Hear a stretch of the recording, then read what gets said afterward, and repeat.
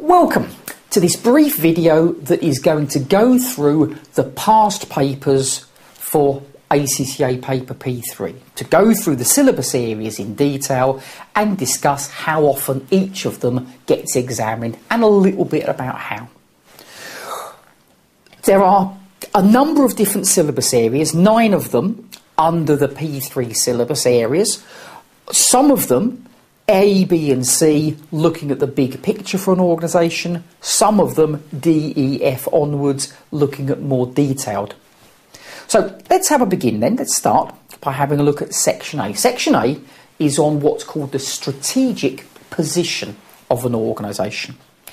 The strategic position of an organisation basically looks at what is happening at the moment.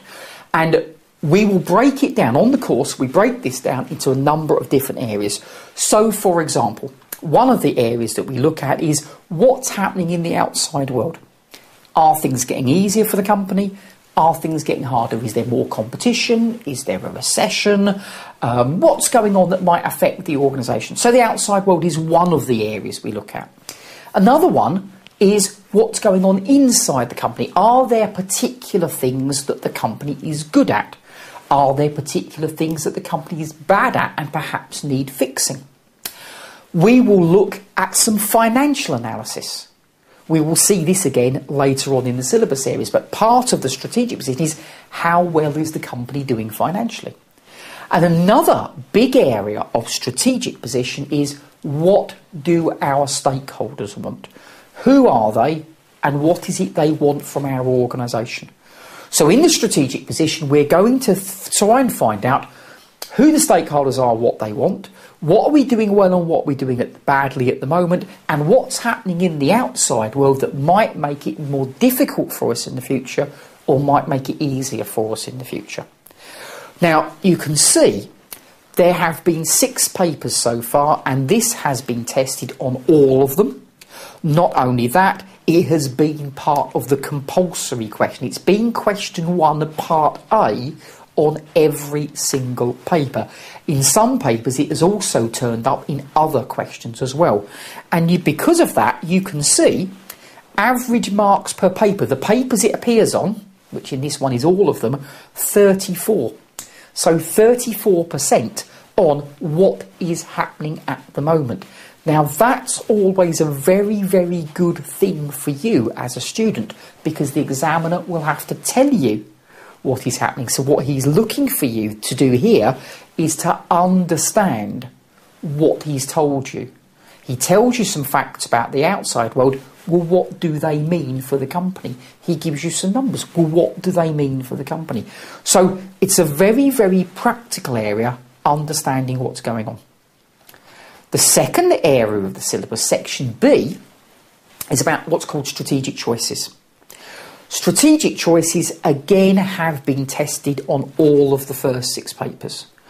And they have always been in question 1. Again, they have appeared on other parts of the paper as well, but they've always been in question 1, usually question 1, part B. So part A is on the position, part B is on the choice. Strategic choice is exactly what it sounds like. What should you do next? So in strategic position, we say what's happening at the moment. Are things going to get better or are things going to get worse?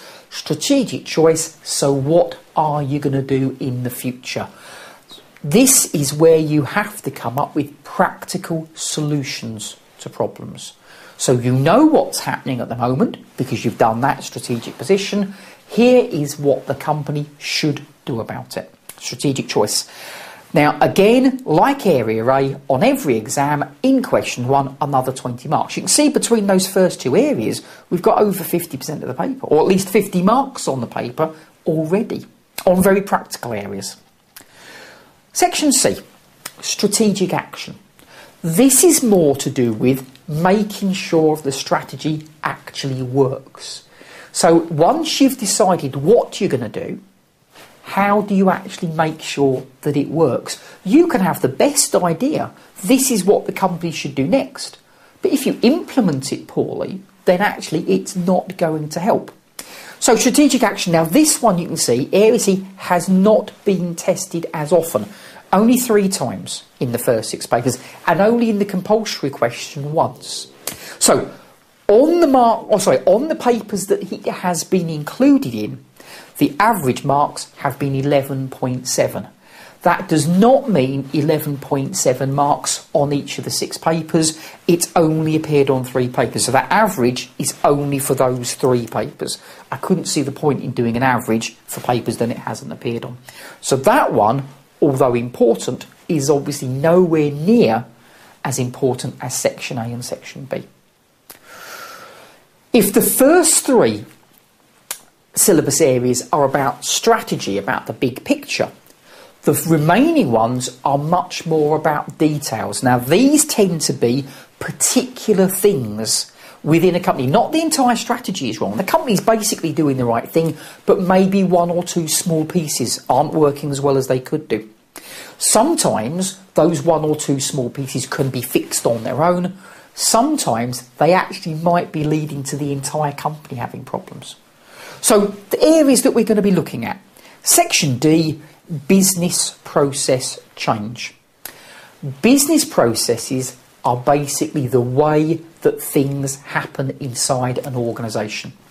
For example, imagine that I go to the bank and I apply for a loan. I apply to borrow some money from the bank.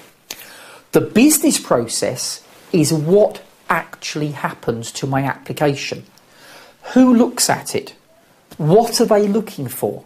Do they then pass it on to somebody else? What is it that they look at? Do they do any checks on me, any background checks on me? If I want to borrow some money and they say, no, you can't borrow that amount for whatever reason, do they simply say, no, you cannot borrow anything, goodbye? Or do they say, you cannot borrow a large amount, but we'll let you borrow a smaller amount? If it's a small amount, where does that smaller amount come from? How do they come up with that figure? So the idea behind business processes is what goes on inside the bank when they are looking at my application to say whether I should get a loan or not and how much that loan should be for.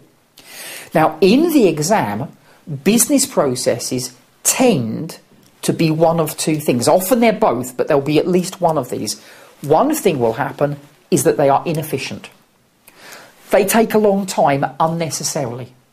And if they take a long time, they cost more money. So my application for a loan from the bank gets looked at by 75 different people. Yeah, that would be very, very inefficient. It would take a very long time and cost a lot of money. So you would say, look, that's the wrong way of doing it. You should be able to do it faster than that. And you would have to tell them what to do. Now, the other thing is, as well as being inefficient, it might also be ineffective. I am the customer. If my application is going to be seen by 75 different people, it may well take 6 months before they've all ticked their boxes and signed the bits of paper they need to do, by which time it's too late. I wanted the loan now, and you're going to take 6 months to give it to me.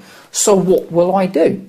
I will go to a different bank because I'll get fed up waiting for you. That's what I'll do.